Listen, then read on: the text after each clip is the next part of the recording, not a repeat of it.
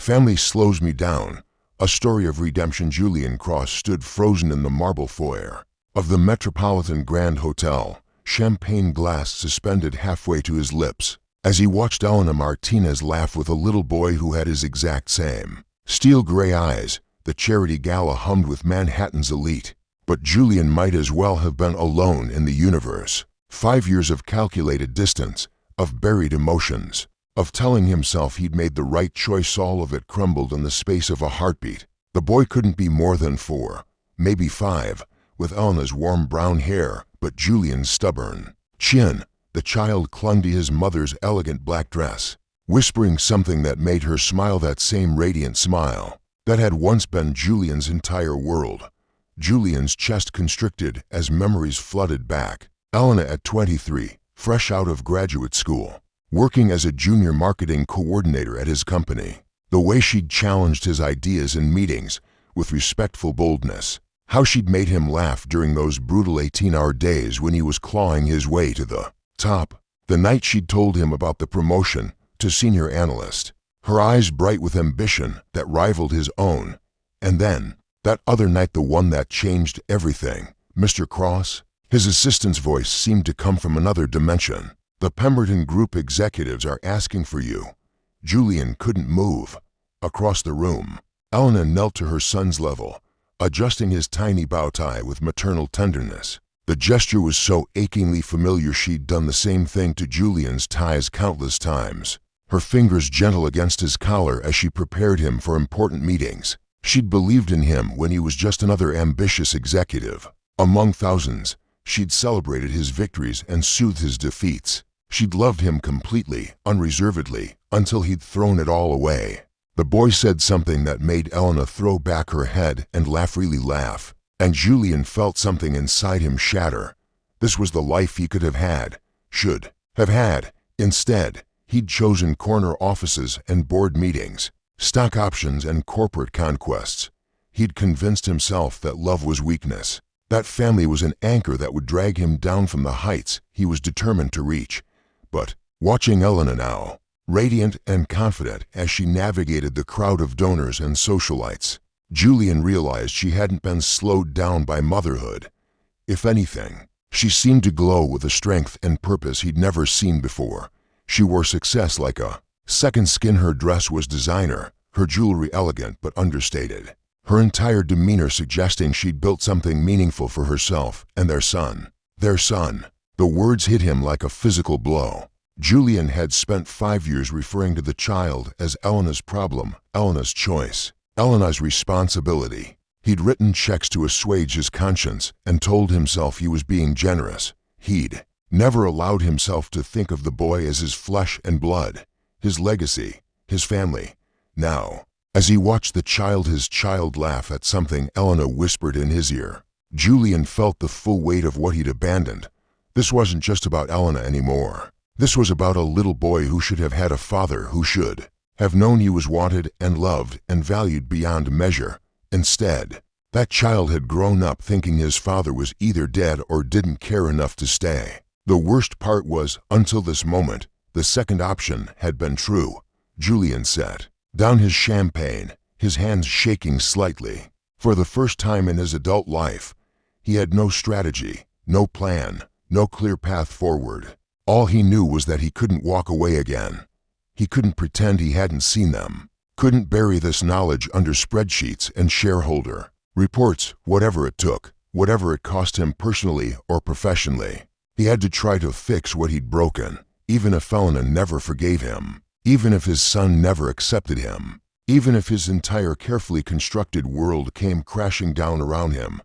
Because Julian Cross, the man who'd spent 33 years believing that family was a luxury he couldn't afford, had just discovered that everything else was meaningless without it. Julian approached them during the silent auction, his heart hammering against his ribs with each calculated step. Elena was studying a bid sheet for a weekend at the Hamptons, her son's small hand clasped firmly in hers. When Julian's shadow fell across the clipboard, Elena, she looked up, and Julian watched every emotion flicker across her face in rapid succession: shock, anger, pain, and finally a carefully constructed mask of polite indifference. She straightened slowly, instinctively shifting to place herself between Julian and their son. Julian. Her voice was steady, professional. I heard you were honored tonight. Youngest CEO of the year, wasn't it? The words stung because they were delivered without warmth, without the pride she used to take in his achievements. Elena, he stopped, his prepared speech evaporating, as the little boy peered around his mother's dress to study Julian with curious gray eyes. This is my son, Matteo. Elena's arm tightened protectively round the child's shoulders. Matteo, this is Mr. Cross. He's an old friend of Mommy's. Julian's throat closed. An old friend, not your father, not someone important, not even someone who used to matter. Just an old friend, easily forgotten and ultimately irrelevant to their lives. Matteo stepped forward with the fearless curiosity of childhood. You have the same eyes as me, he announced matter-of-factly. Mommy says I got them from someone special. Elena's cheeks flushed, and Julian felt his heart break all over again. Even in her anger, even in her disappointment, she'd tried to make their son feel wanted, special, chosen. She'd protected Julian's memory even as he'd abandoned them both. Your mommy's right, Julian managed, dropping to one knee so he could meet Matteo at eye level. You are very special. Are you special too? Matteo asked with the directness only children possessed. Julian glanced up at Elena, whose jaw was tight with barely controlled emotion. I don't know, he said honestly. I used to think I was, but I made some really big mistakes that hurt people I cared about very much. Did you say sorry? The simple question from his son's lips nearly undid Julian completely. No, he whispered. I didn't, but I want to now. Elena stepped forward, her hand on Matteo's shoulder. Matteo, why don't you go find Aunt Carmen? She's by the dessert table. She waited until the boy skipped away before turning to Julian with eyes like winter steel. Don't you dare use him to get to me. Elena, please no. Her voice was sharp enough to cut glass. You don't get to show up here and play the repentant father. You made your choice 5 years ago. You called our baby an inconvenience and told me to handle it like he was a business problem you needed to resolve. Julian flinched at his own words thrown back at him. He remembered that night, Elena tearful and hopeful, telling him about the pregnancy with such joy, and his immediate, terrible response. He'd been terrified, overwhelmed, convinced that a child would derail everything he'd worked for. So he'd done what he always did when faced with something that threatened his control. He'd eliminated the variable. I was wrong, he said quietly. I was scared and selfish and wrong about everything. You were honest, Elena corrected. You told me exactly who you were and what mattered to you: money, status, your precious career. I'm grateful, actually. It saved me from wasting any more time hoping you might change. But I have changed. Elena laughed, but there was no humor in it. Have you? Are you still CEO of Cross Industries? Do you still work 80-hour weeks? Are you still the man who thinks emotions are weaknesses and family is a distraction? Julian opened his mouth to argue, then closed it. Because she was right. He was still all of those things. He'd built his entire identity around being untouchable, unbreakable, unavailable. How could he claim to have changed when nothing in his life had actually shifted? I want to know him, Julian said instead. I want to be his father. He doesn't need a father, Elena replied. He has everything he needs: a home, a family, people who love him unconditionally, people who show up. I want to show up. For how long? Until the next merger, the next crisis, the next time being a parent becomes inconvenient for your image. Elena shook her head. Matteo has never asked about you, Julian. Not once. Do you know what that tells me? It tells me he's complete without you, and I won't let you waltz back. And just to disappoint him the way you disappointed me. She started to walk away, then paused. Enjoy your award tonight. Enjoy being the youngest CEO in your company's history. Enjoy everything you chose over us. Julian watched her retreat, watched her scoop up their son and murmur something that made him giggle, watched them disappear into the crowd like they'd never existed at all. But this time, Julian Cross wasn't walking away. 3 days later, Julian did something he'd never done in his professional life. He left a board meeting early, sir. The quarterly projections. His secretary started as he swept past her desk. "Reschedule everything after 3, Julian called, over his shoulder, already pulling up Elena's address on his phone. He'd had his private investigator find it, along with Matteo's school, Elena's job at a boutique marketing firm, and every other detail of the life they'd built without him. The townhouse in Brooklyn Heights was nothing like he'd expected. Julian had imagined Elena struggling, maybe living in a cramped apartment, relying on the money he'd sent sporadically over the years. Instead, the building was charming and well-maintained, with flower boxes in the windows and a small garden gate painted cheerful blue. This was a home, not just a place to live. Julian sat in his Tesla across the street for 20 minutes before Elena appeared, walking hand in hand with Matteo. She was dressed casually in jeans and a sweater, looking younger and more relaxed than she had at the gala. Matteo wore a small backpack covered in dinosaurs and chattered animatedly. As they headed toward the subway station, Julian followed at a distance. Feeling like a stalker but unable to stop himself, he watched Elena navigate the crowded platform. With practiced ease, lifting Matteo onto the train and settling into seats by the window. They played some sort of counting game during the ride, Matteo pointing at things outside while Elena helped him with numbers. The school was a small private academy in Manhattan, the kind of place that cost more per year than many people's salaries. Julian felt a stab of something pride, guilt, as he watched Elena kiss Matteo goodbye at the gates. She'd clearly built a good life for their son, probably without any help from the checks Julian had sent. That afternoon, Julian found Elena's office. The marketing firm occupied 2 floors of a sleek building in Midtown, and through careful inquiry, Julian learned that Elena was now a partner, specializing in family-oriented brands and non-profit campaigns. She'd turned her experience as a single mother into professional expertise, building a reputation for authentic, heartfelt marketing that resonated with real families. Julian waited until she left work, then approached her on the sidewalk. "Are you following me?" Elena's voice was sharp with anger and something that might have been fear. "Yes," Julian said simply. "I told you I wanted to be part of his life. I meant it. This is harassment, Julian. I can get a restraining order." "You could," he agreed.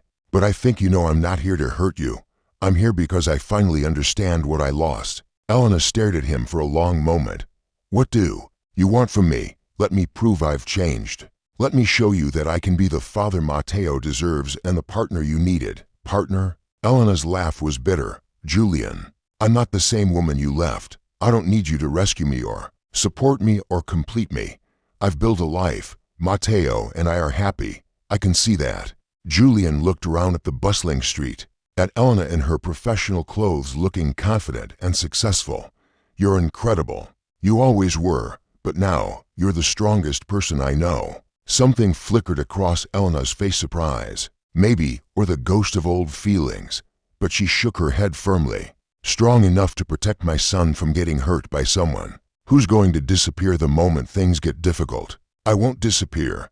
You already did once." Julian nodded, acknowledging the hit. "You're right.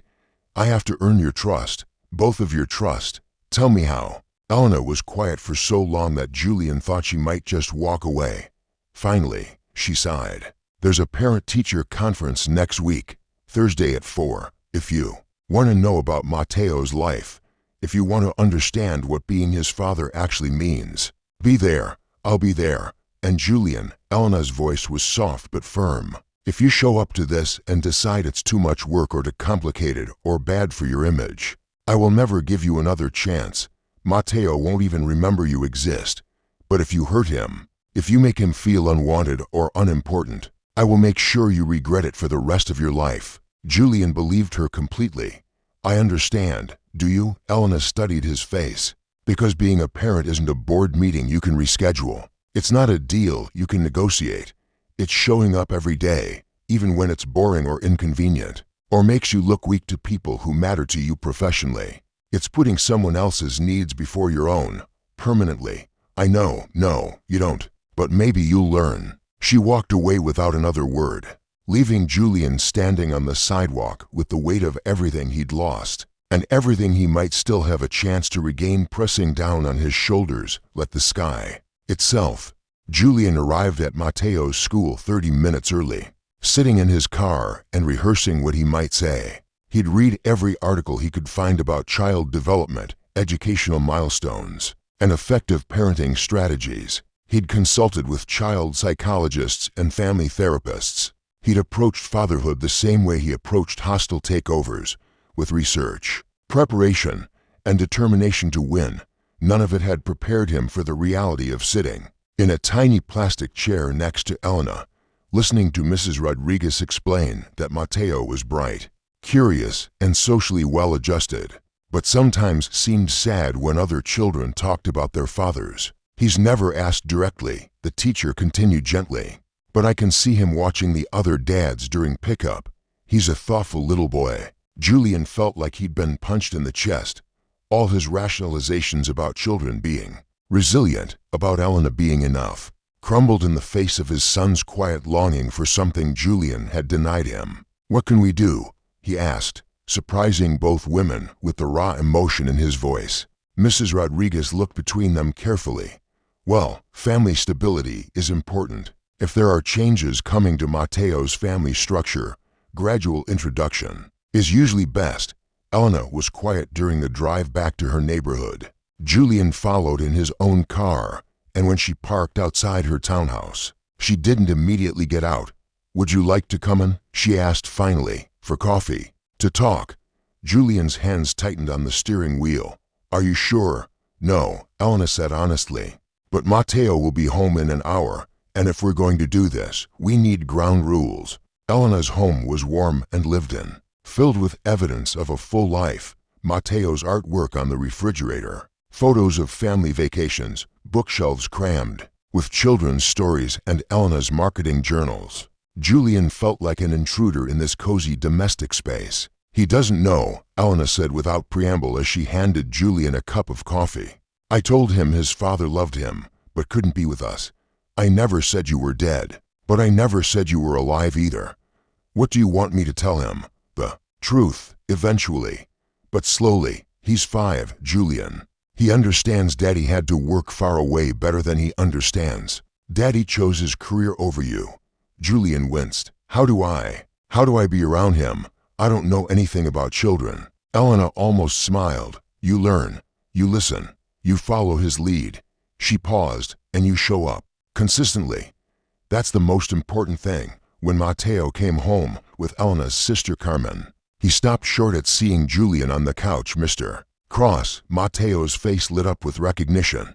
"Are you visiting Mommy?" "I am," Julian said carefully. "Is that okay with you?" Mateo nodded vigorously and launched into a detailed account of his day at school, complete with dramatic reenactments of playground politics and artistic descriptions of his lunch. Julian found himself genuinely engaged, charmed by his son's enthusiasm and creativity. "Do you want to see my room?" Mateo asked suddenly. Julian looked to Elena, who nodded. "Just for a few minutes, then homework time." Mateo's room was an explosion of color and imagination, drawings covering every surface, building blocks organized by size and color, a reading corner with cushions and stuffed animals. But what caught Julian's attention was a small framed photo. On the nightstand, Elena holding a newborn baby, both of them looking exhausted but happy. "That's when I was born," Mateo said, following Julian's gaze. "Mommy says I was very little but very loud." "You were perfect," Julian said quietly, picking up the photo. In it, Elena looked impossibly young and vulnerable, cradling their son with fierce protectiveness. Julian should have been there, should have been the one taking the photo, supporting Elena, holding his son for the first time. "Mommy cried happy tears," Mateo continued, settling cross-legged on his bed. "She said she loved me more than the whole world. I bet she did." Julian sat on the edge of the bed, still holding the photo. "Mateo, can I tell you something?" "Okay, I love you too more than the whole world." Mateo studied Julian's face with those familiar gray eyes. "But you didn't know me before." "No," Julian admitted, "I didn't. But I wanted to. I made some mistakes, and I thought it was better for you and Mommy if I stayed away." Were they big mistakes? Very big. Matteo nodded solemnly, as if this made perfect sense. Mommy says everyone makes mistakes. She says the important thing is saying sorry and trying to be better. Your mommy is very smart. I know, Matteo said with 5-year-old confidence. Are you going to try to be better? Julian looked at this incredible little boy, his son, and felt something shift fundamentally in his chest. Yes, he said, I'm going to try very hard. Good. Matteo bounced off the bed. Do you want to help me with my homework? It's math, and Mommy says I'm really good at math. As Julian sat at Matteo's tiny desk, helping him count objects and write numbers, he realized this was the first time in years that he'd felt completely present in a moment. No phone buzzing with emails, no mental calculations of profit margins, no strategic planning for the next quarter. Just his son's small hand holding a pencil, his concentrated frown as he worked through problems, his delighted grin when he got an answer right. For the first time, Julian understood what he'd been missing. It wasn't just Elena and Matteo he'd lost the chance to be a complete human being, someone who existed for more than corporate achievements and financial success. He was determined not to lose it again. The crisis came, as Julian should have anticipated, from the boardroom. The optics are terrible. Julian, board member Harrison Webb leaned back in his leather chair, his expression disapproving. Our youngest CEO, unmarried, suddenly playing house with some woman and her child? Our shareholders expect stability, not soap opera drama. Julian kept his voice level, though his hands clenched beneath the conference table. My private life has nothing to do with my performance. As CEO, everything you do reflects on this company. Webb continued, and frankly, the whispers are getting louder. People are wondering if you're losing focus. My focus has never been clearer, really. Another board member, Patricia Stern, slid a tablet across the table. Because your assistant says you've been leaving early twice a week for the past month. You missed the Singapore conference call last Friday, and you turned down the Tokyo expansion meeting because it conflicted with some school event. Julian looked at the faces around the table, people he'd considered allies, mentors, partners in building something great. Now they looked at him like he'd betrayed everything they stood for. It was my son's first school play, Julian said quietly. He was a dinosaur. Webb snorted. A dinosaur? Julian, do you hear yourself? You're throwing away everything you've built for what? A woman who already proved she could raise the child without you. The words hit their mark because they contained enough truth to sting. Elena had built an amazing life for Matteo without Julian's help. They didn't need him financially or practically. His presence in their lives was entirely optional, a luxury, not a necessity. But over the past 6 weeks of careful courtship, of earning Matteo's trust and slowly rebuilding Elena's faith in him, Julian had discovered something revolutionary. Being needed wasn't what mattered. Being wanted, being chosen, being part of something bigger than his own ambition, that was what gave life meaning. Gentlemen, lady, Julian said formally, I understand your concerns, but I won't be stepping back from my family commitments. Then, perhaps, Webb said slowly, you should consider whether you're still the right fit for this position. The threat hung in the air like smoke. Julian felt the familiar surge of competitive fire, the urge to fight and win at any cost. These people were challenging him, questioning his dedication, threatening everything he'd worked for since he was 22 years old. But then he thought about Matteo's face, when Julian had shown up to watch him perform in his dinosaur costume. The pure joy and pride in his son's eyes when he spotted Julian in the audience. The way Elena had really smiled when Julian had brought flowers for both of them. After the show, I think, Julian said carefully, that my dedication to this company has never been questioned before, because my dedication to everything else was non-existent. I was available 24 hours a day because I had nothing else to live for. If that's what you need in a CEO, then maybe you're right. Maybe I'm not the right fit anymore. The silence in the room was deafening. Julian stood up, his decision crystallizing as he spoke. I built this company into what it is today because I cared about nothing else. But I've learned that a man who has nothing to lose makes dangerous decisions. A man who has everything to lose, a family to protect, A legacy that matters beyond quarterly profits. That man makes better choices. Julian, Webb started. I'm not resigning. Julian cut him off. But I'm also not going back to the man I was. My family comes first now. If that's a problem for the board, we can discuss succession planning. But Elena and Matteo aren't negotiable. Julian walked out of the conference room with his heart pounding, knowing he might have just destroyed his career, but feeling freer than he had in years. That evening, he told Elena what had happened. They threatened to fire you. Elena's voice was tight with concern. Julian, I never wanted. It doesn't matter what they want. Julian interrupted. What matters is what I want. And what I want is to be the father Matteo deserves and the partner you need, even if it costs me everything else. Elena was quiet for a long moment. They were sitting in her kitchen after dinner, Matteo playing in the living room within sight but out of earshot. You realize, she said finally, that this might be the first real test. What happens when the board formally challenges your leadership, when the media picks up the story, when your net worth starts dropping because you're not willing to sacrifice everything for the company anymore? I don't know, Julian admitted. I've never prioritized anything over my career before. But Elena, I've spent 6 weeks getting to know our son, and he's incredible. He's funny and smart and kind, and he exists because we loved each other once. How could I choose anything over that? Elena's eyes filled with tears. You really have changed. I want to be worthy of both of you, Julian said, even if it means losing everything else. Elena reached across the table and took his hand. What if you didn't have to lose everything? What if there was a way to be the CEO and the father? Julian looked at her questioningly.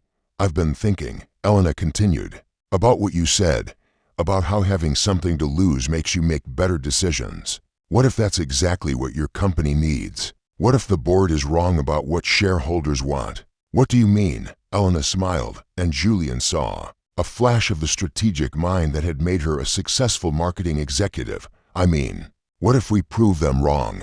6 months later, Julian stood at the podium of the annual shareholders meeting, looking out at a packed auditorium. In the front row, Elena sat with Matteo on her lap, both of them smiling encouragingly. When I became CEO 3 years ago, Julian began, I thought leadership meant sacrifice. I thought success required giving up everything that made me human.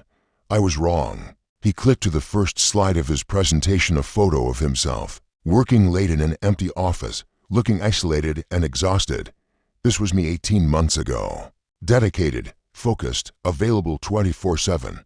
Our stock price was strong. Our profits were solid, and I was slowly dying inside without realizing it. Click. The next slide showed Julian and Matteo at a father-son science fair, both of them grinning and covered in baking soda from a volcanic explosion experiment. This is me now, still dedicated, still focused, but also a father, a partner, a human being with something worth fighting for beyond quarterly earnings. Julian walked through the data methodically, since he'd restructured his priorities. Employee satisfaction was up 15%. Customer loyalty had increased across all demographics, particularly among families. The company's brand recognition had skyrocketed after a series of family-friendly policy initiatives that Elena had helped design. It turns out, Julian continued, that a CEO who understands work-life balance creates a company culture that attracts and retains the best talent. A leader who has something to lose makes more thoughtful, sustainable decisions, and a brand that authentically represents family values resonates with consumers, who are increasingly demanding corporate responsibility. The numbers were undeniable.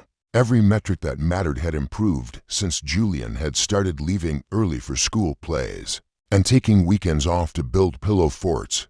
Webb, who had been Julian's harshest critic, raised his hand during the Q&A. Mr. Cross, how do we know this isn't just a temporary boost? How do we know you won't abandon your responsibilities again when the novelty wears off? Julian looked directly at Matteo, who was now sleeping against Elena's shoulder, and felt his heart expand with love so fierce it nearly knocked him over. Because, Julian said simply, I finally understand what my real responsibility is. It's not just to shareholders or employees or market analysts. It's to the next generation.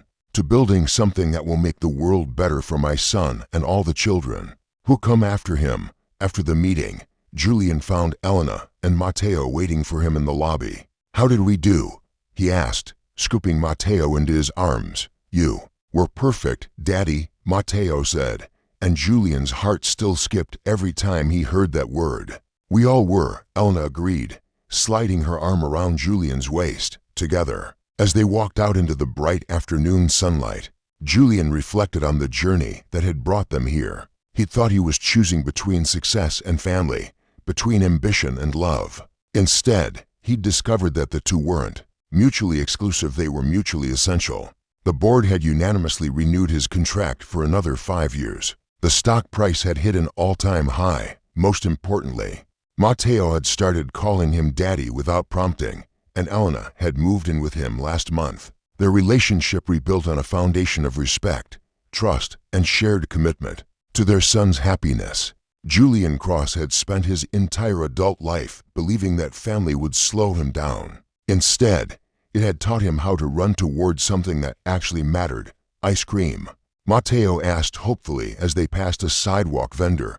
"Ice cream," Julian agreed immediately, already reaching for his wallet. Elena laughed. "You're going to spoil him." "That's the plan," Julian said, kissing her temple. "I have a lot of lost time to make up for," as they sat on a park bench sharing ice cream cones. Matteo chattering about his upcoming birthday party and Elena planning their first family vacation. Julian thought about all the years he'd wasted, chasing achievements that ultimately felt hollow.